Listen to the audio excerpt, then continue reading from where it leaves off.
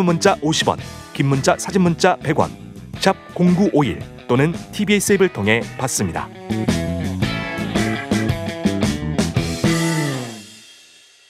네, 항상 수요일에 오시는 분이죠. 강정수 척척 박사. 오늘은 직함이 좀 바뀌셨습니다. excitingfx.kr. 회사 이름이 좀 어려운데 여기에서 말하는 fx가 혹시 그 함수 맞습니까? 맞습니다. excitingfx.kr 뭐 하는 회사인지 잠깐 설명 좀 해주세요. 미디어고요.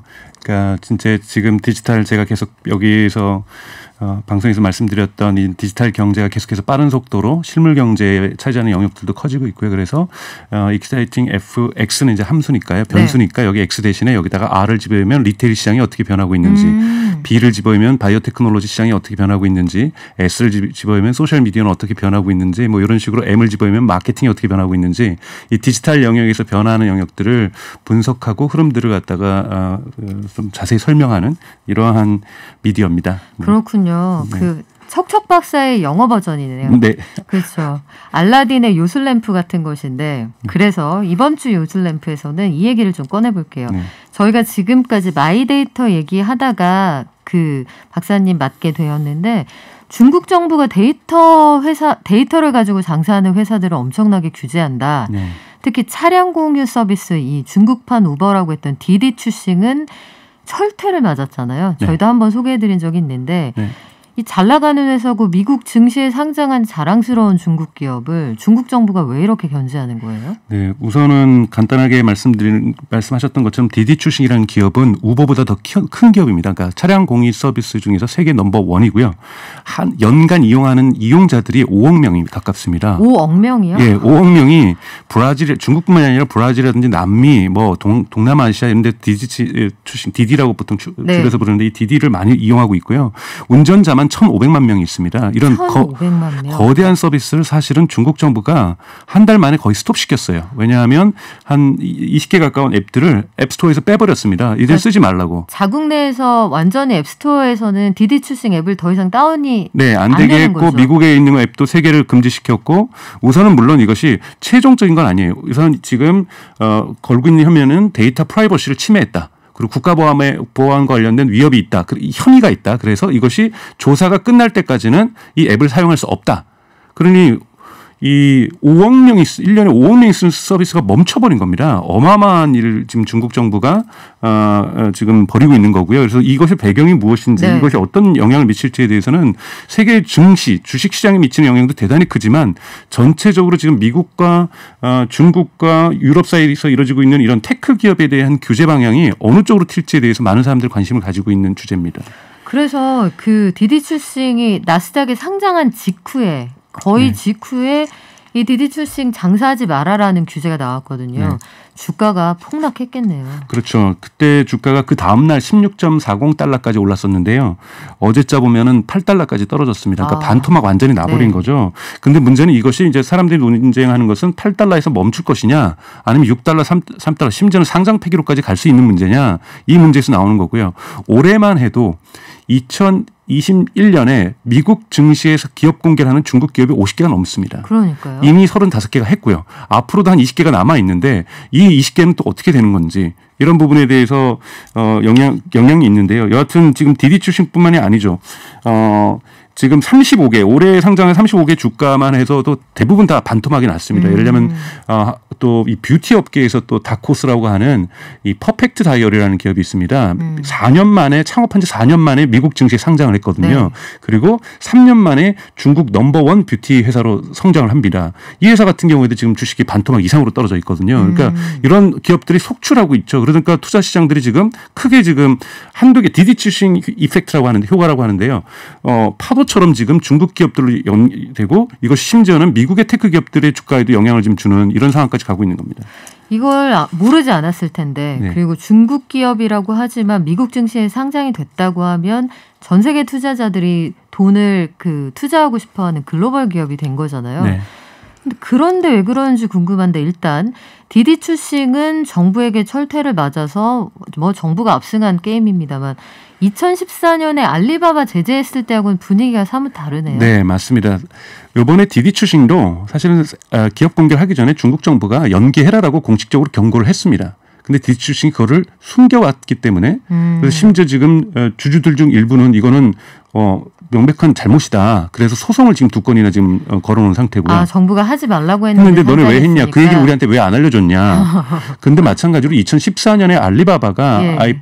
미국에서 IPO를 하죠. 기업 공개를 하는데 지금까지도 미국에서 기업 공개된 것 중에서 가장 큰 가치를 가지고 있는 것이 알리바바입니다. 근데 알리바바가 2014년에 9월에 그 기업 공개를 할 때도 중국 정부가 잠깐 늦춰라라고 분명히 경고를 했어요. 중국 정부는 왜 이렇게 좀 있어봐 계속 왜 그러죠? 왜냐하면 당시에 문제가 있었던 거예요. 특히 알리바바가 중국에는 이 모조품이 문제입니다. 그러니까 왜냐하면 이 모조품이 문제가 되는 게 국가 간의 이슈도 되거든요. 왜냐하면 미국 기업들이 매번 중국이 얘기하는 것이 흔히 말하는 가짜, 지적재산권. 짝퉁 네. 이런 것들이 자꾸 생산되고 판매되는데 보면 알리바바에서 진짜 많이 팔린다. 이런 국가 간의 항의들이 많이 들어오는데 이 부분에 대해서 규제도 안 하고 너네 이렇게 상장하면 안 된다. 당시 가장 했던 이런 부분들 그리고 좀 불법적인 업체 물건을 판다든지 이런 부분들을 계속 지적하면서 이 부분 조정하고 가라라고 분명히 경고를 했는데 알리바바가 이걸 무시해버린 거예요. 무시하고 상장을 했고 이것이 사후에 공개가 돼서 심지어는 뉴욕 증권거래위원회에서도 이걸 조사를 합니다. 네. 왜 이런 일이 있었는가. 근데 그때만 해도 쉽게 해서 우리 알리바바의 창업자 마윈이 중국 정부의 객인 거죠. 나쁘게 표현하면. 이게 했는데 들이받은 건데 뭐네가 경고 줘도 나는 할래 이렇게 해버린 거죠. 그런데 중국 정부 이걸 무마해 나섭니다. 왜냐하면 해외 투자자들이 혹시 이것 때문에 중국 기업들에 대한 투자를 멈출까 봐 또는 줄일까 봐 이런 우려 속에서 이거를 좀 무마시켰던 거죠. 중국 정부가 한 번 참아주고 넘어간 거군요. 네. 그런데 이 정책의 변화가 언제 일어나냐면 작년입니다. 우리 TBS도 뭐 다뤘겠지만 마윈이라는 이 창업자가 그렇죠. 잠시 공개석상에서 한 몇 주간 사라집니다. 왜 그러냐면 엔트라고 하는 핀테크 기업을 알리바바도 창업했지만 엔트라는 핀테크 기업을 마윈이 창업을 했는데 이 마윈이 이 엔트를 홍콩 증시에서 할 때 아예 증시에 상장을 못하게 만들었어요. 이것이 시발점이라고 그 이후에 핀테크 업계 한 10개 업체가 중국 정부의 규제를 받습니다. 여기에는 디디추싱이 갖고 있는 핀테크 업체도 있고요. 텐센트 갖고 있는 핀테크 기업도 있고요. 그래서 지금 전반적으로 나타나고 있었던 것은 해외에 안 알려서 그렇지 중국 국내에 있는 핀테크 기업에 대해서 규제를 하기 시작하고 있는 거죠. 근데 왜 하느냐.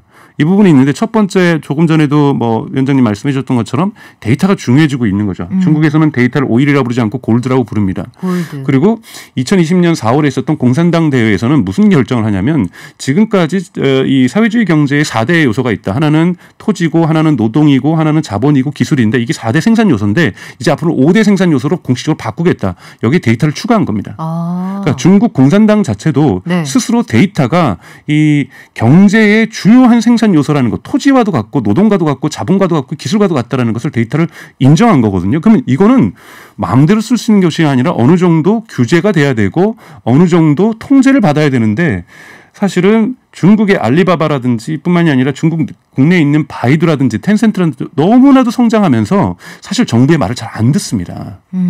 그래서 한번 본보기를 보여줬다라는 분석가들도 있고요. 네. 그러니까 미국에서는. 하지만 아니다. 중국 정부가 지금 테크에 대해서 근본적으로 패러다임을 바꾸려고 하고 있다. 즉 이런 기업들은 태어났다가 다시 사라질 수 있다. 그러니까 AI라든지 예를 들자면 이런 거에 대한 규제를 하지 않거든요. AI 규제라든지 어떤 뭐 감시 체제를 할 수 있는 이런 얼굴 인식할 수 있는 서베일리언스 테크놀로지 같은 경우에는 규제를 하지 않고 있어요. 다만 소비자 인터넷 서비스 업체들 이런 업체들은 지금 줄줄이 규제를 하고 있어서 크게 세 가지 방향입니다. 한 번 하나가 독과점 문제. 요즘 유럽에서도 미국에서도 문제되고 있는 뭐 아마존의 독과점이 알리바바도 너무 지나치게 과점하고 있다. 알리바바, 장동닷컴, 핀도어도라는 이 세 업체가 중국 이커머스의 80%를 차지하고 있는 것. 이건 문제다. 두 번째는 핀테크입니다. 중국은 민영 은행이 별로 없었어요. 그렇죠. 이 핀테크란 뭐냐면 중국에서 우리나라로 치면 민간 은행들인 거예요. 민간 은행들이 커지더니 너무 빠른 속도로 성장하면서 중국 중앙은행하고도 자꾸 호흡을 안 맞춰주고 있고. 경쟁하는 체제까지 올라왔다. 그렇죠. 그러니까 너무 커졌다는 거죠. 네. 이 핀테크가 사실상 은행 권력입니다. 중국에서 은행 권력이기 때문에 이 부분에 대해서 규제하겠다. 그리고 세 번째는 데이터 프라이버시. 개인정보 보호 명확하게 하겠다. 이 세 가지 방향을 지금 걸고 있는 거거든요. 그래서 핀테크에 대해서는 업체들은 지금 줄줄이 지금 펀치를 이미 맞은 상태고요. 독과점 업체에 대해서는 얼마 전에 알리바바에 대한 과징금도 지금 내린 상태고요. 세 번째, 이번에 디디 출싱에서 걸었던 것이 데이터 보호거든요. 근데 이 데이터 보호가 상당히 애매모호한 표현입니다. 이 브라질에 있는 이용자들이 이용했던 것, 말레이시아에서 이용자들이 이용했던 것도 지금 중국 서버에 보관되어 있거든요. 과연 이것이 어떻게 중국 정부가 데이터 프라이버시를 보는지에 대해서도 다른 나라에서는 되게 의심스러운 눈초리로 보고 있는 거고요. 그 되게 묘한 것이 데이터 다 내 거 약간 이런 느낌이 든단 말이에요. 네. 근데 기업들 입장도 다르고 소비자 입장도 다를 텐데 말씀하셨던 그 핀테크 같은 경우에도 포털 사이트가 쉽게 말하면 은행 역할을 하면서 대출을 해주잖아요. 중국에서는. 그런 역할들을 하지 말고 돈 많이 쌓아두지 말아라 이런 얘기인데 디디 출싱 말고 미국 증시에 상장된 다른 기업들도 상당히 많습니다. 그럼 이 회사들도 디디 출싱처럼 비슷한 전철을 밟게 될 가능성이 커지는 상황인가요? 그거는 아직 그러니까 지금은 디디 출싱은 이제 흔히 말해서 모범 사례는 아니지만 본보기로 지금 크게 맞은 거고요. 네. 나머지 기업들은 주가는 흔히 말해서 반토막은 나고 있지만 실질적인 규제가 당장 이루어지고는 아닙니다. 왜냐하면 아까 말씀드린 3대 방향 독과점을 규제하겠다. 두 번째 핀테크를 규제하겠다. 그다음에 데이터 프라이버시와 관련돼서 3개의 법안이 지금 마련되고 있습니다. 이미 2개 법안 같은 경우에는 처리가 됐고요. 한 개 마지막 법, 즉 개인정보보호법이 올해 말로 예정되어 있어요. 네. 근데 이 앞에서는 2017년과 2019년에 2020년에 관련된 2개 법을 통과시킬 때 그때마다도 상징적으로 핀테크 업체를 한번 흔든다든지 알리바바에게 벌금을 때린다든지 이런 일을 했었어요. 그것처럼 개인정보보호법을 이번에 입법하려고 하니 그것의 대표적인 사례인 디디 출싱을 한번 본보기를 보였다라고 지금 사례를 분석하는 경우가 많거든요. 그래서 아마 이 정도 되면 중국 기업들이 말을 들을 거다. 대표적으로 틱톡을 가지고 있는 바이트댄스입니다. 네. 지금 바이트댄스의 기업 가치가 1,800억 달러거든요. 그리고 올해 내로 뉴욕 증시에 상장하겠다고 밝힌 상태였어요. 그런데 2주 전이죠. 바이트댄스가 우리 올해 상장하지 않을게라고 공식 발표했거든요. 이거는 중국 정부의 말을 듣는 겁니다. 그러니까 이미 사실 디디 출싱은 그냥 조금 흔든 게 아니라 서비스를 박살낸 거거든요. 일시적이지만. 장사하지 말라는 거죠. 그렇죠. 앱을 내려버리고 앱을 다운받을 수 없다면 어떻게 서비스를 합니까? 앱을 가지고 차량을 부르는 이 서비스를. 전 세계 1,500만 운전자가 일자리를 그렇죠. 당분간 잃게 된 거고. 네네. 네. 어마어마하게 지금 흔히 말해서 철퇴를 때린 거거든요. 그렇기 때문에 다른 기업들이 지금 온순하게 정부의 말을 듣는 모형으로 바뀌고 있습니다. 그래서 이 부분들이 진정 국면으로 간다라면 왜냐하면 다른 나라하고 다르게 우리가 중국 정부를 어떻게 평가할 것인가는 기준이 정치학자들마다 다르겠지만 정권이 5년마다 바뀌거나 3년마다 바뀌거나 10년마다 바뀐 정이 아니라 영원한 정권이잖아요. 근데 그건 그렇죠. 거꾸로 나쁘게 보면은 이것이 독재다 이렇게 평가했으면 좋게 보면 시장의 입장에 보면 시장의 안정성이 있습니다. 예측 가능성. 예측 가능. 이번에 연말에 법이 통과되고 거기에 시장이 적응하고 서비스들이 적응해서 중국 정부의 규제 툴을 잘 따르면 더 이상의 변화는 없을 수도 있다는 얘기거든요. 그러니까 즉 우리의 규칙을 잘 들으면 너네들도 잘 성장할 거야라는 메시지이기 때문에 여기에 반응을 한다면 시장은 다시 조정될 수 있다라고 전문가들은 보고 있습니다. 왜냐하면 중국 기업들 실적이 좋거든요. 네. 워낙 중국 시장이 크고 중국 시장에서 성장했던 이 흔히 말하는 플레이북을 가지고 성공 공식을 가지고 해외 시장 나갔더니 해외 시장에서도 잘 되는 거거든요. 그러니까요. 그러니까 디디 출싱도 마찬가지고 또 중국에는 시인이라는 패션 브랜드가 있습니다. 최근에 H&M의 매출을 꺾었고 그다음에 자라 매출도 꺾고 있어요. 그러니까 어마어마하게 패션 기업들도 이제는 국내에서만 잘 되는 게 아니라 해외 나가면 잘 되고 있다는 거죠. 디디 출싱도 중국에서만 잘 되는 것이 아니라 남미에서 아시아에서 잘 되고 있고 틱톡 같은 경우에서도 중국에서만 잘 되는 게 아니라 북미나 유럽에서 잘 되고 있고 이제 중국 기업들이 글로벌 확장들을 대단히 빠른 속도로 해나가고 있기 때문에 이 중국 기업 입장에서도 중국 정부에 밑보여서 보니까 마윈이 당한 걸 봤거든요. 공식 성상에서 3주 동안 사라지고 그리고 나오더니 반성도 하더라고요. 반성도 하고 내가 정말 왜냐하면 사실은 많이 과거 표현을 하면은 많이 대들었어요. 그쵸. 중국 정부하고 많은 갈등들을 일으키면서 마치 젊은이들에게 마윈이 영웅이냐 그쵸. 이런 모습들을 보여왔거든요. 그런데 갑자기 공개석상에서 반성하고 엄청나게 온순해지고. 네네. 근데 저는 또 다르게 보는 해석가들은 뭐냐면 중국은 권력을 분점하는 것을 싫어한다라고 얘기를 해요. 그런데 디지털 경제가 점점 권력을 차지하고 있다는 거죠. 대표적으로는 2020년에 중국에서 디지털 경제가 차지하는 GDP에서 국내 총생산에서 차지하는 비율이 38%였습니다. 어마어마한 거죠. 40% 가까이 올라가네요. 왜냐하면 중국은 은행이 없는데 핀테크가 대신하고 있고 그렇죠. 리테일은 오프라인 리테일은 거의 없는데 유통기업 중에 공룡기업은 없거든요. 그런데 이것을 알리바바라든지 장동닷컴이라든지 핀도어도어가 싹쓸이를 하고 있고 그러니까 카드와 대형마트의 시대를 건너뛰고 다음 그렇죠. 세대로 바로 가버린 거죠. 네. 은행도 은행에 계좌 없는 사람들이 대다수거든요. 맞아요. 중국 분들. 근데 알리바바라든지 위챗을 통해서 그러한 계정들을 운영하고 있는 거죠. 은행을 사실 대신하고 있는 겁니다.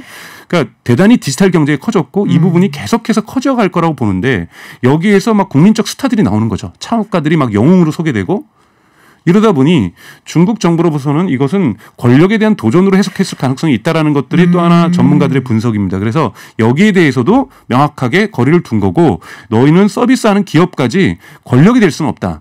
이런 부분에 대한 메시지도 분명하게 있다라는 부분에서 창업자를 영웅시하는 부분도 문화적으로도 많이 줄어들 거라고 보고 있습니다. 충분히 이해가 되네요. 이게 데이터의 권력화 그리고 그들의 영웅화를 반대한다는 건데 중국에 가면 실제로 마윈을 부의 신으로 모시는 사당 이런 게 있거든요. 그래서 손을 만지고 오면 부자가 된다고 복권을 산다거나 이런 풍습이 생기기도 했는데 어쨌든 중국의 입장은 알겠고 중국 플랫폼 기업들이 당분간 몸을 사릴 거다. 충분히 예상이 되면 글로벌 투자자 입장에서는 중국 기업에 투자하기 참 망설여지겠네요. 네, 그래서 사모펀드 같은 경우는 중국에서 등을 돌리고 지금 인도라든지 동남아시아 쪽으로 많이 돌리고 있다고 얘기를 하는데요.